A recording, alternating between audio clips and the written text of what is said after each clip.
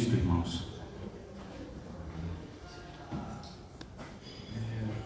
Vamos fazer a leitura do texto que está em Lucas, no capítulo 2, do versículo 1 ao 20.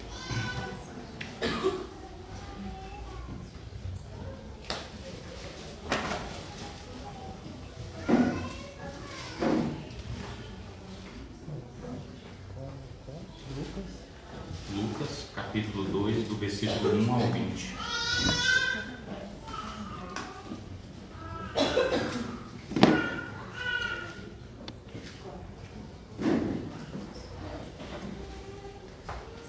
Podemos ler, irmãos?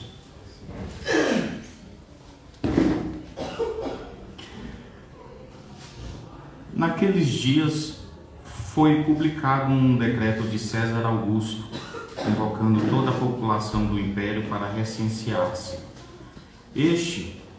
O primeiro recenseamento foi feito quando Quirino era governador da Síria. Todos iam alistar-se, cada um à sua própria cidade.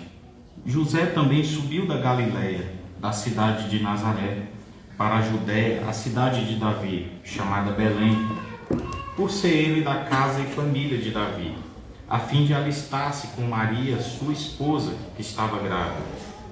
Estando eles ali, aconteceu completarem-se-lhes os dias. E ela deu à luz o seu filho primogênito, enfaixou-o e o deitou numa manjedoura, porque não havia lugar para eles na hospedaria.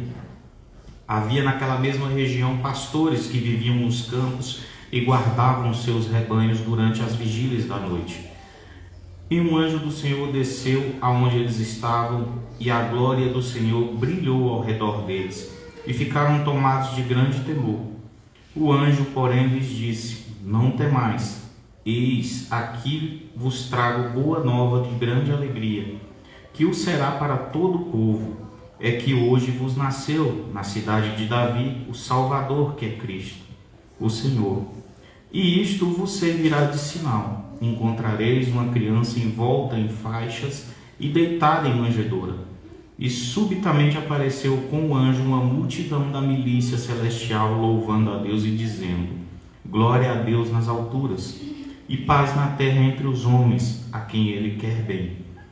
E ausentando-se deles os anjos para o céu, diziam os pastores uns aos outros: vamos até Belém e vejamos os acontecimentos que o Senhor nos deu a conhecer. Foram apressadamente e acharam Maria e José e a criança deitada na manjedoura. E vendo-o, divulgaram o que lhes tinha sido dito a respeito deste menino. Todos os que ouviram se admiraram das coisas referidas pelos pastores. Maria, porém, guardava todas essas palavras, meditando-as no coração. Voltaram então os pastores, glorificando e louvando a Deus por tudo que tinham ouvido e visto, como lhes fora anunciado. Senhor Deus, nos ajude nesse momento a compreender a Tua palavra. Edifica a Tua igreja, nos santifica por meio do que é anunciado aqui. Nos orienta e que possamos glorificar o Teu nome assim como esses pastores, por meio do conhecimento da Tua vontade e dos Teus desígnios. Em nome de Jesus, amém. Irmãos, estamos aqui essa semana de Natal estudando alguns textos bíblicos e aqui esse texto, vamos dizer assim, chegou ao clímax, ao final. Aquilo que em Efésios 1:10 diz que é a plenitude dos tempos, ou aquele tempo onde seria adequado, o tempo pré-determinado, o tempo da predestinação de Deus, essa é a palavra. Cristo não se tornou filho e nem foi imolado somente nesse momento, mas na eternidade. Jesus Cristo sempre foi o Filho dentro dessa trindade E esse plano eterno de Deus não foi algo de súbito, ou algo inesperado, ou algo que deu errado no meio do caminho dos planos de Deus, do qual Cristo teve que simplesmente dizer: agora eu vou ter que tomar uma providência porque deu tudo errado. Não, isto estava pré-determinado. Muitas vezes nós não conseguimos compreender as razões de todas as coisas, ou do porquê que as coisas são assim. E através da palavra, através do entendimento dos desígnios de Deus, nós teremos um conhecimento e paz com Deus sobre todas as coisas. Essa plenitude dos tempos, alguns estudiosos afirmam que seria, vamos dizer assim, uma língua comum, estradas, um império comum, leis comuns, um grande império. E aqui nesse momento seria ideal para o surgimento do Messias. Essa é uma explicação, vamos dizer assim, mais humana da coisa, mas Deus sabe de todas as coisas e dos seus motivos. Mas assim, observamos que depois do anúncio do Evangelho, que os apóstolos começaram a anunciar o Evangelho em Jerusalém, na Judéia, toda Samaria e os confins da terra, esses confins da terra nós podemos observar que nos primeiros anos do estabelecimento da igreja, o anúncio do Evangelho ele começou ali, Israel subiu, a África do Norte ali, subiu para a Europa, Ásia Menor, Grécia, Turquia e Império Romano. Ele foi para oeste, a leste ele não foi. E ele se propagou essa mensagem do Evangelho nessa plenitude dos tempos ali, para o lado do Império Romano. Porque havia estradas, havia comunicação por meio dessas estradas, havia rapidez, fluidez das mensagens, havia uma língua única do Império, que era a língua grega. Então, diante de todas essas circunstâncias, o Evangelho prosperou ali naquele momento, nessa região do Império Romano. Então, dentro dessa plenitude, nos nasceu um menino, do qual nós temos falado aqui por muito tempo, e é muito interessante para que a gente tenha uma compreensão melhor do que significa o nascimento dessa criança. Não só o nascimento dessa criança, mas o mais importante de tudo, a mensagem que ela traz consigo. Eu até compartilhei com os irmãos um texto, uma frase muito conhecida do Timothy Keller, né? Que o Natal é um aviso ao mundo de que ele não pode se salvar. Não há escapatória, não há meio de alguma forma fazer paz com Deus sem esse menino, sem esse cordeiro. Aquele cordeiro que nasceu no meio de cordeiros, o cordeiro de Deus, o sacrifício perfeito. Não há meios de redenção sem o nascimento dessa criança. Agora, observemos hoje as festas natalinas aí, boas festas, boa festa da família, boa festa da paz, boas confraternizações. E quando se fala Natal, as pessoas não têm consciência do que significa o Natal. O Natal é o nascimento do Cordeiro. É o nascimento do Cordeiro de Deus, que nós ouvimos aqui no dia que eu falei sobre o livro de Hebreus. É o Cordeiro, é o momento em que Deus vai fazer um sacrifício perfeito, do qual Ele mesmo providenciou o sacrifício perfeito. É aquele que providencia um sacrifício perfeito por meio de um sacerdote perfeito. A perfeição em tudo que Deus faz, tanto no seu mensageiro, quanto na sua mensagem, quanto no seu sacerdote, quanto no seu sacrifício. E nós entramos com o quê em todo esse processo da redenção? Com o pecado. Nós entramos com o nosso pecado. E aí nesse momento, esse Cordeiro de Deus vai fazer todo o sentido. E por que nessas festas nós rejeitamos? Nós, quando eu digo assim, irmãos, não me compreendam mal. Nós assim falamos de uma maneira geral sobre a humanidade. Porque nós, nas festas natalinas, Jesus é até um assunto, né, que não é legal. Todo tipo de assunto é bem-vindo, mas assuntos acerca da fé de Cristo não é assunto bem-vindo. Meus irmãos, não discutimos religião. É por isso que nós temos aqueles profetas que chegam de poste na igreja, porque ninguém discute religião. Ele só chega de poste na igreja porque ninguém discute religião. Porque se discutisse religião, entendesse religião e minuciosamente estudássemos religião, e religião que eu estou dizendo aqui é Bíblia, viu, irmão? Não é mandamento de homem, igual eu ouvi a irmã dizendo que irmãos, eu não vou dizer o nome da igreja, mas se a igreja receberia irmãos de barba. Ela falou, se quiser frequentar, fica à vontade, mas ser membro não. Né? Então isso é religião, isso é bobagem, isso é, vamos dizer assim, é para fazer um polimento do exterior, entendeu? Deixar aquele exterior bem polidinho, bonitinho, né? Aquele túmulo cheio de mármore, né? Bonitinho por fora, mas por dentro é podridão de mortos. Eu ia até fazer a barba, irmãos, não deu tempo. Não deu tempo porque eu me senti culpado com essa história. Então, quando discutimos Bíblia, procuramos entender Bíblia, como é que nós aceitaríamos que um homem chegue de poste na igreja e se diga que é o nosso grande profeta? Não estou criticando a riqueza. Não estou criticando a riqueza. Como eu havia dito aqui no livro que a gente estava estudando, o livro de Hebreus, e não deu tempo, até conversei em particular com o Marcão sobre esse tema, uma profecia de Jeremias que diz assim que chegará aqueles dias em que Deus converterá os corações do seu povo e ninguém mais ensinará um ao outro, porque todos conhecerão plenamente do Senhor. Ali ele está resumindo assim, olha, não há mais mediadores, não há homens especiais, não há mais sacerdotes entre vocês e Deus. Deus diz assim, que entrem com ousadia no Santo dos Santos. Olha, só quem podia entrar era o sumo sacerdote uma vez por ano, depois de oferecer sacrifício por ele e pelo povo. E aí a Bíblia vem e nos diz assim, olha, acabou, não há mais mediação, não há mais sacerdotes, não há mais homens acima de vocês, não há ninguém que vocês tenham que procurar, nenhum grande profeta, nenhum homem muito bem sucedido, que seja um intermediador entre vocês e Deus. Vocês, por meio do sangue perfeito, do sacrifício perfeito, vocês têm acesso direto ao Pai, por meio de Cristo, é claro. Esse é o sumo sacerdote, esse é o mediador dos homens.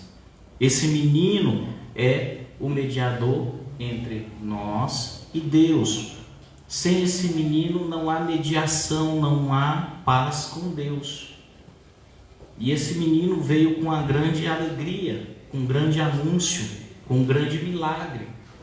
E nós vamos perceber aqui no texto que Deus, dentro dos seus mistérios, ele costuma fazer as coisas assim, vamos dizer, ele começa pelo fim e coloca o começo lá no fim, coloca o fim no começo, ele vira e inverte as coisas de cabeça para baixo, ele muda todas as coisas e nos confunde de acordo com o que nós temos de mais elevado nesse mundo dentro dos nossos corações.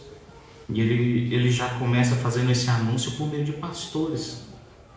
Os pastores no tempo de Jesus não tinham credibilidade alguma, era uma raça rejeitada. Gente, os irmãos percebem que é sempre assim? Que é sempre assim?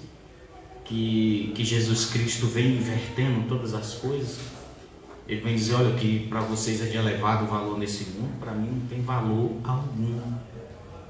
E aí quando é anunciado, olha, não amem o que há no mundo, nem o que o mundo possa oferecer para vocês, porque se vocês amam essas coisas, o amor do Pai não está em vocês. E ele vem invertendo todas as coisas. Ele vem aqui, ele podia anunciar onde? No palácio de Herodes, no palácio em Roma, aos grandes homens e poderosos do Sinédrio. Não, ele vai procurar pastores que eram homens que, segundo a lei, eles eram cerimonialmente impuros quase o tempo inteiro, por causa do trabalho do pastoreio deles. Lembram quando Jesus ressuscitou, sobre as mulheres que foram ver? A mulher não tinha credibilidade no testemunho, assim eram os pastores também. Dentro de um tribunal eles não havia credibilidade para os pastores. E ali Deus vem anunciar o nascimento de Jesus com um grande milagre, uma grande milícia de anjos, anunciar que havia nascido o Salvador. E outra coisa interessante também é chamada milícia. Milícia é um termo militar e Deus veio por meio de um exército de anjos, uma milícia, anunciar a paz aos homens de boa vontade, por meio do nascimento do Salvador. E ali mais uma vez nós entramos, né, numa situação que nos deixa um tanto confuso, que é outra também. O nascimento do Salvador é de uma forma muito simples. Aquele que poderia escolher onde iria nascer, escolheu nascer num lugar desprezado, num lugar, vamos dizer, se alguns dizem que o nascimento de Cristo foi numa estrebaria. Até poderia ser, sim, poderia. Só que, segundo alguns estudiosos, Belém era muito cheio é uma região desértica e cheia de cavernas. E ele poderia ter sido uma caverna onde pastores guardavam seus rebanhos. Poderia ter sido, por justamente não encontrar lugares por causa do recenseamento. Os irmãos conhecem bem essa história é ensinada até nos cânticos das escolas das crianças, né? Isso é uma história muito bem conhecida. E outros dizem que pode ter sido na casa de alguém pobre, porque as pessoas pobres do Antigo Oriente, ali na Palestina, tinham uma casa, e essa casa havia vamos dizer assim, um térreo e um primeiro andar, e esse térreo ficavam os animais. Eles guardavam os animais principalmente no inverno, e eles subiam até uma parte superior, um andar superior. Poderia ter sido numa casa ou numa estrebaria. Mas os irmãos percebem outro mistério da parte de Deus, que o Salvador do mundo, aquele que criou os céus e a terra e que o sustenta, aquele que tem todo o poder no céu e na terra, aquele que era e que há de vir, nasceu e foi posto numa gamela, numa manjedoura, num lugar onde os animais comem. E ali Deus, dentro dos seus mistérios, vai nos mostrando que o que é de valor elevado para o mundo não é para ele. E assim Deus já está apontando a rejeição do seu filho, a humilhação que ele haveria de passar. E todos esses sinais apontam para isso, quando diz aqui no versículo 7 assim: e ela deu à luz o seu filho primogênito, enfaixou e deitou numa manjedoura, porque não havia lugar para eles na hospedaria. Essa questão de faixas eram tiras de panos usadas para enfaixar uma criança, de uma forma muito simples. Esse menino deitado nessa manjedoura significa que o nascimento se deu em um estábulo, lugar onde havia animais, logicamente, né? Então, existe essa tradição que diz que Jesus nasceu em uma caverna também. Essas manjedouras, elas ficavam do lado de fora das portas. Alguns dizem que ele pode ter nascido até ali no momento ali no relento, vamos dizer assim, no tempo. E observemos, irmãos, Deus pode todas as coisas. Ele poderia ter nascido em qualquer lugar. É por isso que assim, a gente insiste muito a Bíblia, né, insiste muito nesse enfoque de que o mundo não é o nosso lugar. Nós somos peregrinos, estamos caminhando para um lugar, uma cidade que o arquiteto e construtor é Deus. Nós não vamos levar nada, carregar nada, nós não vamos apresentar coisa alguma a Deus das nossas grandes conquistas, grandes obras, grandes compras. Não que isso não seja bom e que Deus não possa nos abençoar com essas coisas, mas que nós devemos caminhar, guardar no nosso coração de que o nosso tesouro é o próprio Cristo. E ele diz assim: olha, se vocês tiverem o reino de Deus em primeiro lugar na vida de vocês, todas estas coisas vos serão acrescentadas. Olha a pegadinha. Tem os profetas do poste dizem assim: todas as coisas vos serão acrescentadas. Não, é todas estas. Se nós vamos ver o contexto anterior, é comida, bebida e roupas. É o básico. É o básico do básico. E aí, não porque Jesus é um Deus que não pode prosperar, ele prospera a quem ele quer. Ele dá a quem ele quer. E se Deus, ao nos prosperar, essa prosperidade nossa não é para abençoar as pessoas, certamente nós vamos resvalar os pés, nós vamos cair, nós vamos começar a nos tornar avarentos, nós vamos começar a amar o dinheiro, E aí nesse momento ele avisa: olha, quem se preocupa com tais coisas são os pagãos, porque se eu me preocupo com pardais, por que eu não vou me preocupar com vocês? E a gente vai observando que Deus vai transtornando os valores desse mundo. Os irmãos vão entendendo essa simplicidade de Cristo em todas as coisas, em todas a forma como Ele trata as coisas, como Ele nos alerta sobre essas coisas, de tê-lo como nosso maior tesouro, que esse é o tesouro que é inviolável, que não pode ser destruído ou roubado, que é Ele mesmo. E aí, se o cidadão chega num belo de um poste aqui na porta e diz que é meu profeta, eu falei: Deus não, tchau, fui.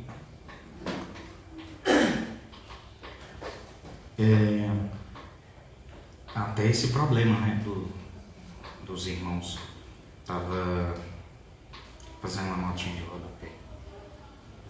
Porque aqui não posso usar aquele termo. Eu conversando com um amigo que é católico, e ele muito chateado com alguns acontecimentos, e aí ele me disse: eu não sei o que eu faço. Eu falei: olha, eu sei. Eu sei. Porque a partir do momento que nossa autoridade está nas Escrituras, eu posso dizer a qualquer um que não tem respaldo dela: tchau, tchau, a sua autoridade se foi, você não tem mais autoridade. Você não fala da parte daquele que é, você está falando da sua parte eu não tenho interesse. As suas palavras não trazem salvação, então eu só posso te dar tchau, eu tenho até a obrigação de te dar tchau. Eu não posso financiar o falso profeta, porque eu vou fazer parte das suas obras. Eu não posso dar apoio moral, muito menos financeiro. Então, irmãos, continuando aqui, né, fazendo esse adendo, a primeira oferta do mundo para Jesus foi uma estrebaria e uma manjedoura. Essa foi a oferta que o mundo ofereceu para ele. Como diz Spurgeon, né, deram uma coroa de espinhos para o meu rei e eu estou querendo uma coroa de ouro. Então é esse o cuidado que temos que ter com o mundo. Então, se nós anelamos por grandeza, então nós temos que nos lembrar dessa manjedoura. Lembre da gamela na manjedoura. Lembre-se de Cristo, lembra do carpinteiro de Nazaré. Lembra daquele que era desprezado por todos porque veio da Galileia, porque tinha um emprego simples. Lembre-se daquele que dizia assim: olha, eu não tenho nem onde reclinar minha cabeça, eu não tenho nem onde morar. As raposas têm seus covis, eu não tenho onde reclinar minha cabeça. E ele estava falando isso para um seguidor: olha, eu vou te avisar quem você vai seguir. Eu não tenho nada deste mundo para te oferecer. Então faça um cálculo. Calcule se vale a pena me seguir. Refaça uma reflexão quando você for me seguir. Se você vai carregar a sua cruz até o caminho de morte, ou se no meio do caminho as coisas que o mundo vem te oferecer vai fazer você deixar essa cruz para trás e vai seguir as coisas do mundo. Então todos que logo depois desse grande anúncio, houve grande alegria dos pastores. E quando nós recebemos esse grande anúncio de Cristo, isso não deve nos trazer tristeza, mas grande alegria. O anúncio do Evangelho tem que nos trazer alegria, porque a partir de agora nós temos um grande rei, intercessor e sacerdote diante de Deus por todos nós. Jesus Cristo é aquele que guarda a igreja, que edifica a igreja, Ele é o cabeça da igreja, Ele é o dono da igreja. Ele é aquele que fala a igreja. E que tristeza isso poderia nos trazer? Quem é que pode nos acusar diante de Deus se quem intercede por nós é Jesus Cristo? Quem é que vai enfrentá-lo? Quem é que pode vencê-lo? Se é Ele que nos justifica diante de Deus? Se é Ele mesmo que intercede diante de Deus por nós? O anúncio do Evangelho é esse: paz com Deus por meio do Cordeiro. Creem? Então, a salvação chegou. E se a salvação, que é essa notícia de boas novas, eu não consigo entender aquele evangelho que nos traz terror, um evangelho que nos promete coisas passageiras. O evangelho é aquele que nos traz paz e promessa de vida eterna, que nos deixa com os corações tranquilos e em grande paz, que é isso que os anjos disseram: paz na terra, todos os homens de boa vontade. A grande milícia, o exército de Deus, veio anunciar paz aos corações. Eu não consigo entender um evangelho que nos coloca medo e dizer assim: olha, se usar barba, irmão, vai para o inferno. Irmãos, amanhã, se você morrer e estiver tomando banho numa piscina, irmãos, se houver o arrebatamento, você vai para o inferno. Não é essa a mensagem boa. Que boa notícia nisso? Que boa notícia há em dizer que nós estamos o tempo inteiro correndo o risco de ir para o inferno? Se temos Cristo como um grande sacerdote, Jesus Cristo diz: o meu fardo é leve. Tira essa mochila pesada que você carrega da religião, tira essa mochila pesada de querer agradar ao mundo, tire essa mochila pesada da culpa dos seus corações e me siga, porque o meu fardo é leve. A boa notícia é: creiam em mim, que a salvação de vocês está comigo.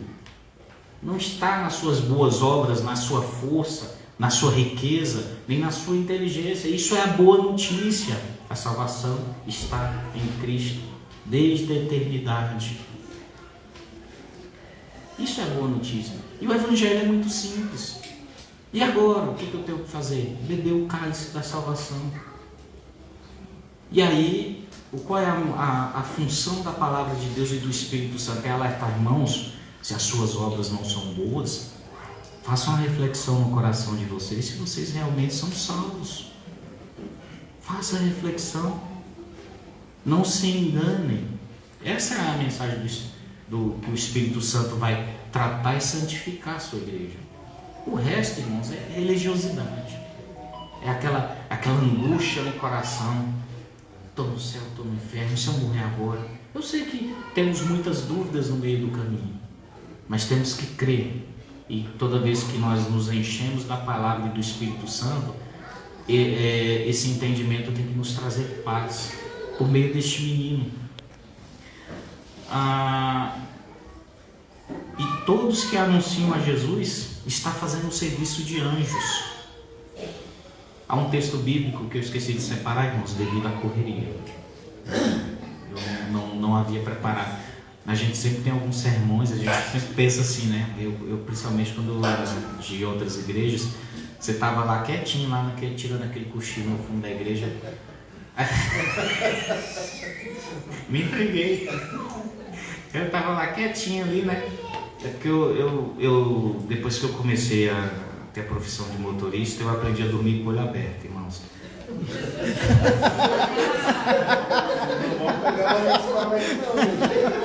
Tô preocupante, viu?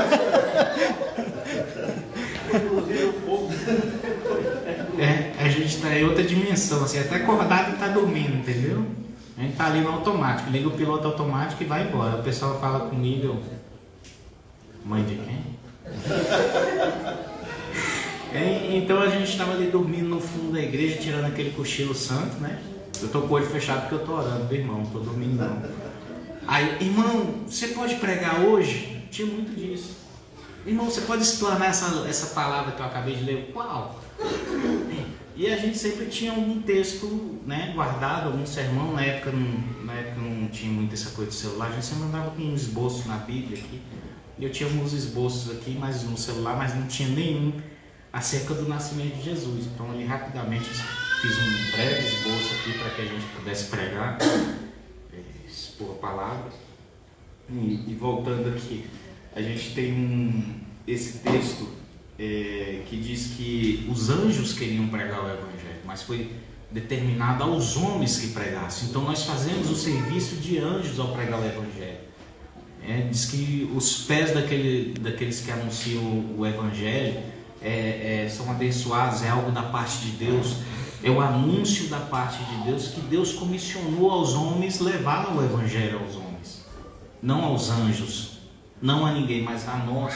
Esse é o grande mistério, outro mistério da parte de Deus. Irmãos, Deus levantou homens pecadores para anunciar a outros homens pecadores a santidade do Evangelho.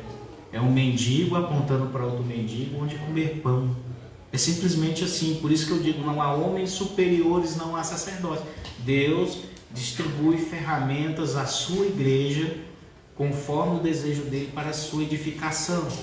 Mas não há diferenças. Não há maiores ou menores. Somos todos iguais e pecadores.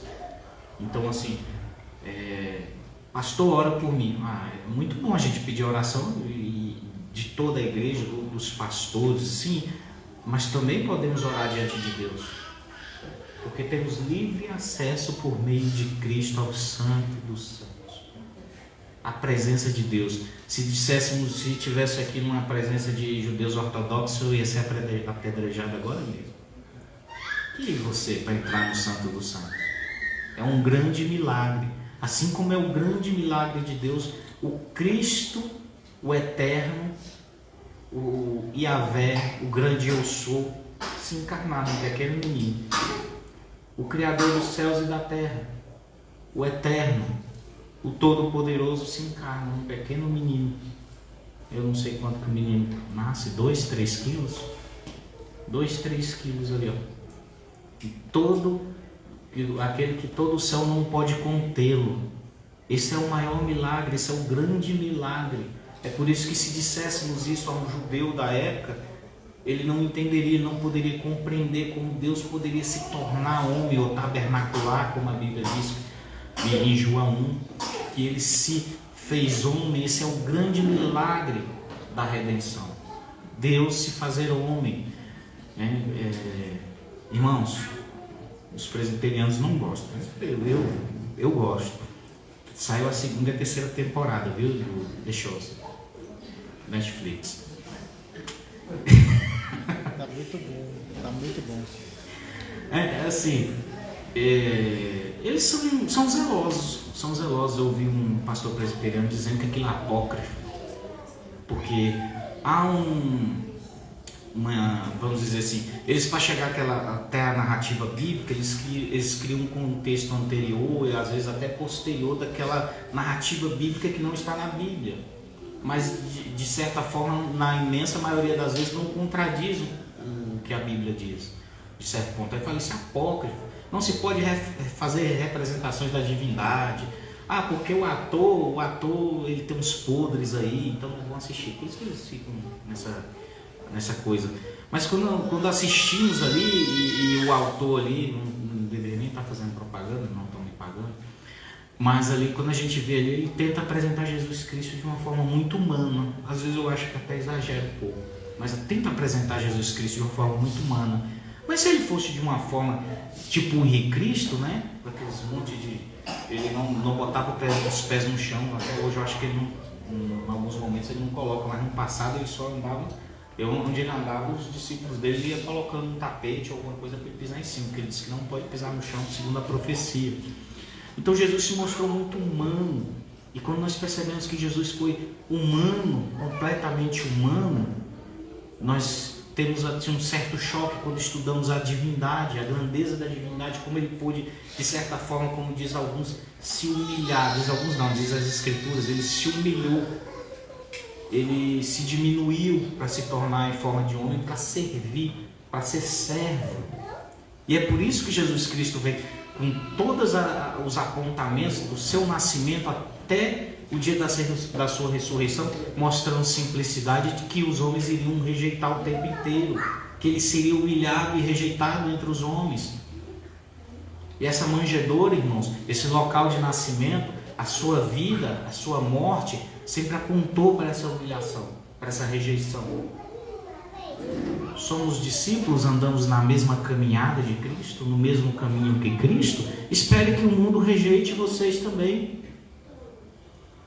Que nós temos que nos manter firmes nas nossas convicções bíblicas, e ainda que o mundo rejeite o que pensamos, o que falamos ou o que somos, ainda que tenhamos que perder algo, nós temos que andar na caminhada do Mestre, porque a nossa caminhada é para uma cidade cujo arquiteto e fundador é o próprio Deus. Ele é o construtor dessa cidade.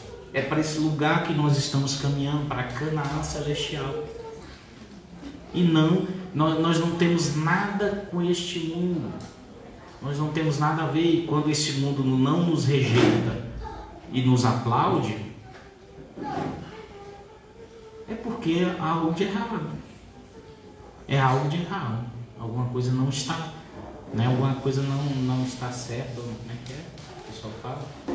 Tem alguma coisa certa que não está errada, alguma coisa errada que não está certa. Né? Coisa errada que não está certa.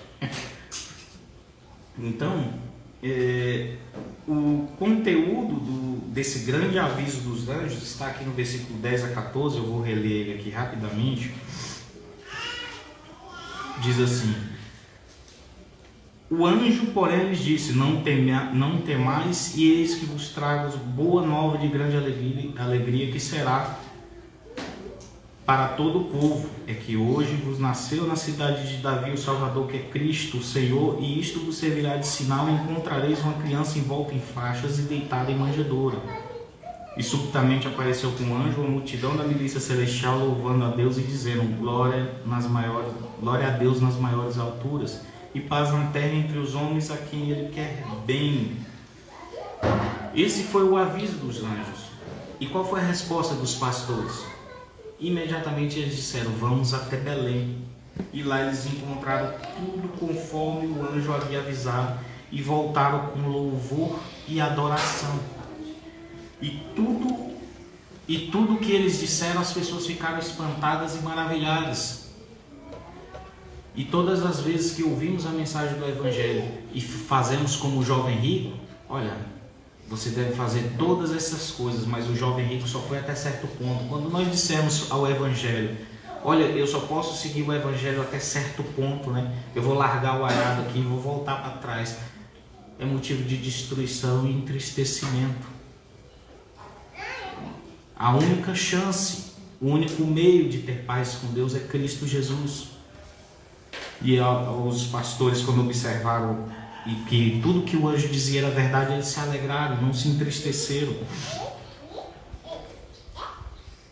Então, irmãos, quando a gente, desde o início aqui, percebemos que Cristo é aquele profetizado por Moisés, que Cristo é aquela rocha ferida no deserto da qual jorrava água. Aquela água simboliza Cristo, aquela rocha ferida simboliza Cristo. Aquela nuvem que protegia o povo do sol e aquela coluna de fogo que aquecia o povo durante a noite representa Cristo, irmãos. O maná que descia do céu é o pão da vida, que é Cristo. O tabernáculo que Moisés construiu simboliza Cristo. O templo que veio a ser construído por Salomão simboliza Cristo. O servo sofredor profetizado por Isaías simboliza Cristo. Aquele que viria fazer com que os corações dos homens se tornassem de carne e não de pedra é Cristo. Todos esses apontamentos para Cristo no Antigo Testamento veio culminar no nascimento desse menino, do qual Miqueias havia dito que ele nasceria em Belém. Outros profetas diziam que ele entraria com grande glória, montado no jumentinho, mostraria a sua simplicidade. Aquele profeta disse que ele nasceria de uma virgem, e tudo apontando para Cristo. Todas as coisas apontando para Cristo. Até o sábado aponta para Cristo, que é o nosso verdadeiro descanso.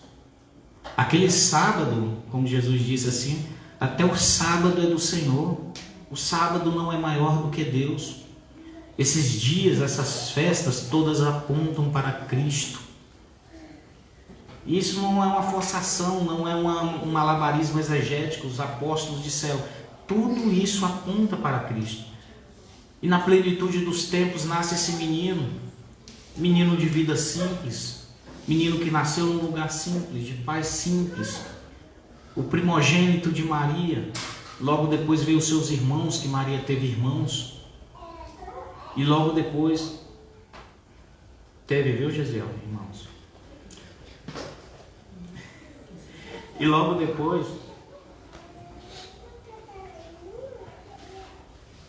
Jesus Cristo viveu uma vida de um homem simples, comida simples, casa simples, até os seus 30 anos de idade, quando começa o seu ministério.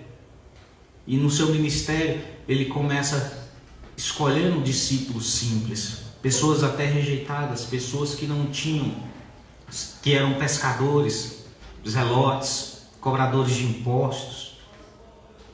E ali ele foi trazendo todos os seus discípulos. E logo depois disso, ele, de forma, vamos dizer assim, de forma injusta foi julgado. Num julgamento injusto, por meio dos seus inimigos, os seus inimigos políticos e religiosos, que não aceitavam ou não queriam enxergar quem ele era. O apóstolo Paulo fala que eles tinham uma venda nos olhos para não enxergar quem era ele. E depois desse julgamento injusto, esse homem foi humilhado, foi cuspido, espancado, crucificado. E logo depois disso tudo ele surgiu, ressurreto, diante dos seus discípulos. E diante dos seus discípulos ele veio trazer mensagem de paz. Depois disso tudo ele disse: a minha paz vos dou. E a notícia que eu tenho para trazer para vocês é que vocês vão beber do mesmo cálice que eu bebi. Vocês vão caminhar pelo mesmo caminho que eu caminhei. E logo depois disso a ascensão do Mestre, a ascensão daquele menino que veio para nos salvar. Só que a partir dessa ascensão, Cristo se assentou à direita de Deus. É aquele que governa os céus e a terra e sustenta o universo. É aquele que dentro do templo celestial intercede por nós e governa toda a sua criação e principalmente a sua igreja. A sua igreja é uma igreja simples, remanescente. A igreja tem que ser fiel, caminhar em fidelidade diante de Deus. E não procurando agradar o mundo ou ser influente nesse mundo, mas fiel a Deus. E essa igreja que é do qual Cristo é o cabeça, Cristo é o protetor, Cristo é aquele que direciona a sua igreja, que protege a sua igreja. E logo depois desse Cristo ressurreto, nós sabemos que ele diz assim, que ele é o grande eu sou. Ele é o eterno. Cristo não é um Deus de segunda categoria. Não, nós temos aqui, como diz alguns hereges, olha, eu sou, tem Deus Pai, aí vem Deus Filho, e depois em terceiro lugar Deus Espírito Santo. Essas pessoas da Trindade é o grande eu sou, é o ser divino, as três pessoas da Trindade. Jesus Cristo, quando em vida, ele dizia: eu sou o que sou, grande Yahvé.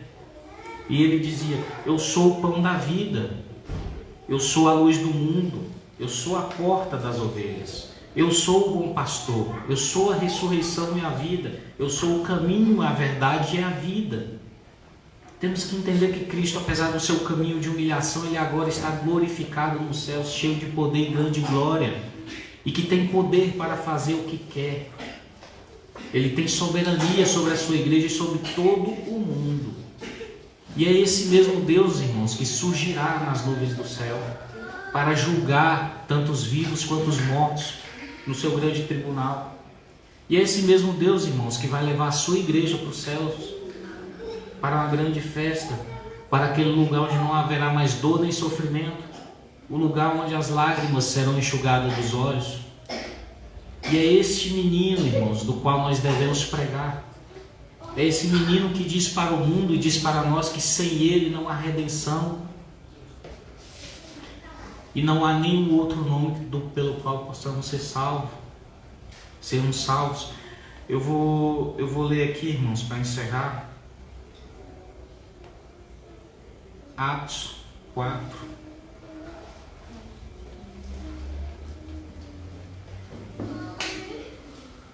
Quatro 12. Eu vou ler o 4, versículo 11 e 12.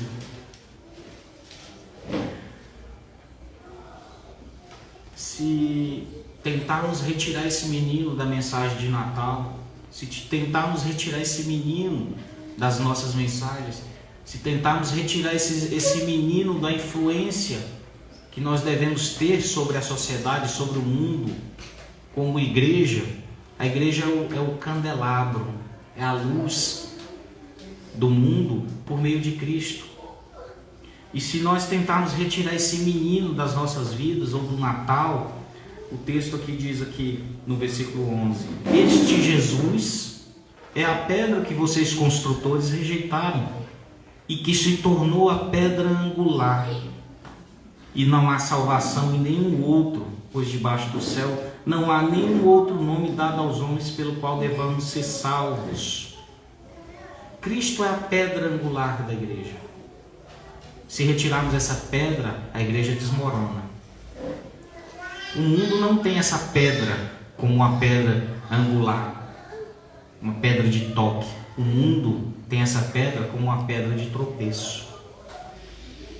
Então, irmãos, resistamos até o fim. E como diz o livro de Hebreus, ainda não chegamos a resistir com o nosso próprio sangue.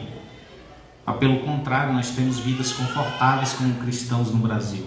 Por enquanto, irmãos, temos vidas confortáveis.